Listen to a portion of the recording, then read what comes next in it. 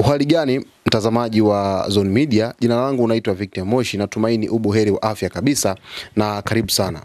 Kiongozi wa kundi la Houthi nchini Yemen, Abdul Malik al-Houthi, ametangaza kuwa vikosi vyao vimerusha jumla ya makombora na droni 309 dhidi ya Israel tangu katikati ya Machi 2025.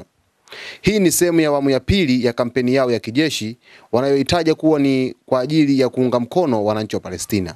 Katika hotuba ya televisheni iliyorushwa na kituo cha Al Masirah kinachoendeshwa na Wahouthi, alisema kuwa mwezi huu pekee wamefanya mashambulizi 25 kwa kutumia makombora masafa marefu ya kasi kubwa hypersonic pamoja na ndege zisizo na rubani. Alisema kuwa tunaendelea na operesheni za kijeshi kwenye ubora wa hali ya juu kwa ajili ya Gaza. Bahari Nyekundu bado imefungwa kwa meli zote zinazohusiana na Israel, alisema. Alitoa pia wito wa kufanyika kwa maandamano makubwa siku ya Ijumaa katika mji wa Sanaa na maeneo mengine wanayoyadhibiti, akiwataka wananchi kuonesha mshikamano wao na watu wa Palestina.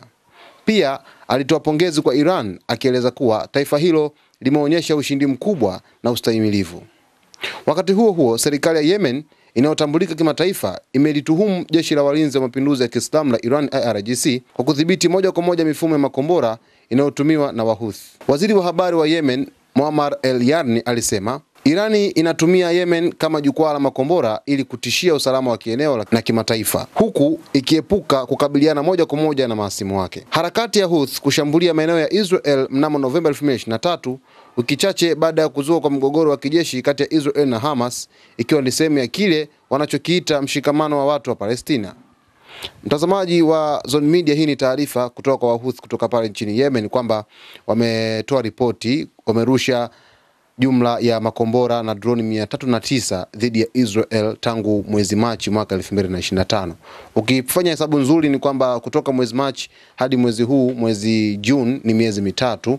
Miezi mitatu wameweza kurusha idadi ya makombora mengi sana pamoja na droni zisizo na rubani kwenda Israel kushambulia. Na miongoni mwa makombora hayo na droni hizo, zingine zilifanikiwa kuweza kufikia mlengo, lakini zingine hazikufanikiwa, ziliweza kudunguliwa na mifumo ya ulinzi ya Israel. Sasa mtazamaji, salia na Zone Media hapa ili upate taarifa zaidi kutoka huko Mashariki ya Kati.